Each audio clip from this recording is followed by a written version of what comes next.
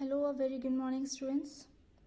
In the revision, I am going to take that syllabus which is reduced one. Okay.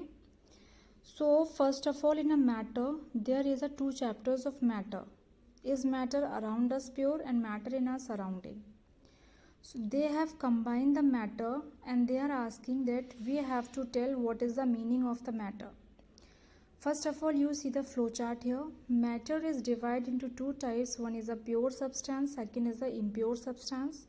Pure substance is of two types elements in the compounds, and the elements is of three types: metals, non-metals and metalloids. Impure substance means mixtures. It is of two types. One is homogeneous and second is heterogeneous. Homogeneous example is when we are putting sugar in water. Salt in water means fully dissolve. That is the homogeneous mixture. Heterogeneous mixture like chalk in water. Chalk is remain on the filter paper. Okay, the thing which is remain in a filter paper, that is the heterogeneous. Now here metals, non-metals and metalloids. Okay, these definitions you write it in your copy. Okay, so pure substances, two things are coming. Metalloids having the property of metals also and non-metals also. Fine. So let's see from the book now. What is the meaning of the pure substance? Is one which is made up of only one kind of particle. Means here we have taken only one kind of particle, that is the pure substances. After the pure substances, some example is given on here. This one side you can check it. Impure substances means the mixture. Mixture means more than two things are joined together, that is said to be the mixtures. Now after this there is an element. An element is a substance which cannot be split up into two or more simpler substances. Means is this, it cannot be break. Split means it cannot be break two or more substances, that is said to be the elements.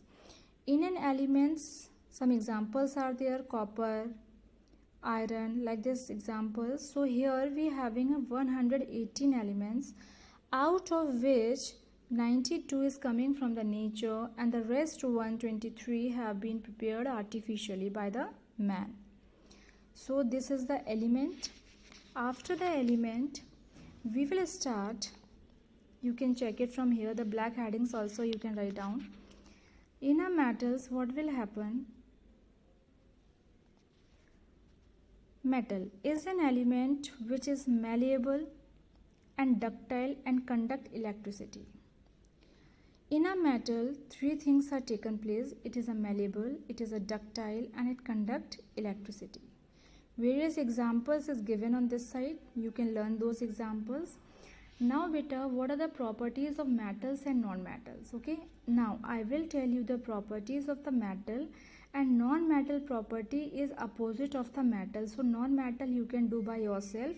I am going to start the property of metal. First of all, what metals are malleable? Here it is written now, metals are malleable. Now we have taken one example, aluminium sheet we have taken. All have seen the aluminium sheet. That sheet we are breaking with the hammer, and when we are breaking with the hammer, it become thin but it cannot break. Okay, when it not break, it means malleability is there. If it become thin and it become break, if it become break, it means what is it? It is a brittleness. Next is metals are ductile.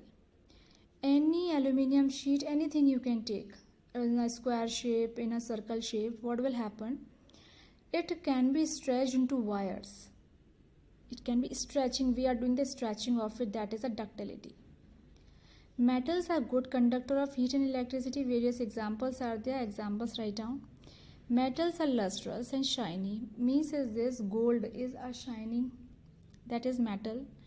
Metal are generally hard except sodium and the potassium. Why sodium and that one we are putting in the kerosene oil, sodium and potassium. That's why other metals are hard. Metals are usually strong. They have high tensile strength. Metals are generally strong in nature. Understood beta? Now next is, metals are solid at room temperature. except mercury, which is a liquid at room temperature. Metals have high melting and the boiling point. Metals having high density. Now see beta, if a thing is a heavy one, heavy, then it said to be the high density. If a thing is a light one, it is said to be the low density. Metals are sonorous. Sonorous mean a ringing sound produced by the metal. Metal uses having a silver or the grey color. Now next is the non-metal. So in copy, how you have to write down, you have to make the metals and then examples are given. Those examples also you can write down with the definition. Non-metal, which does neither be malleable nor ductile and nor conduct electricity, means it is the opposite of the metal. So in a non-metal, these are the properties which is different from the metals. These things also you can write down in a copy. Fine. And here there is a difference between the metal and the non-metals. Write it in your copy. Okay. After this, we will start the metalloids. I am saying before, metalloids is what? It is having a some property of metal and some property of non-metal, that is called as metalloids. Examples here is given. Mixtures is a substance consists of two or more substance joined together. Mixtures is of two types, one is homo and second is hetero. Can see here. In a homogeneous, we are adding copper here, but I am using a sugar and water, salt in water, it is fully dissolved. Heterogeneous is chalk and water. When we put a chalk powder in the water, what will happen? The water will remain upside and the chalk will remain downside. Then we using the filter paper to remove the chalk from the water. What will happen on the filter paper? Chalk will remain and the filtrate portion, water one portion will go in the beaker. So this is the heterogeneous mixtures. Okay.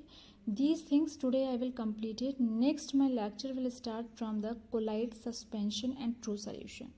Thank you students and have a nice day.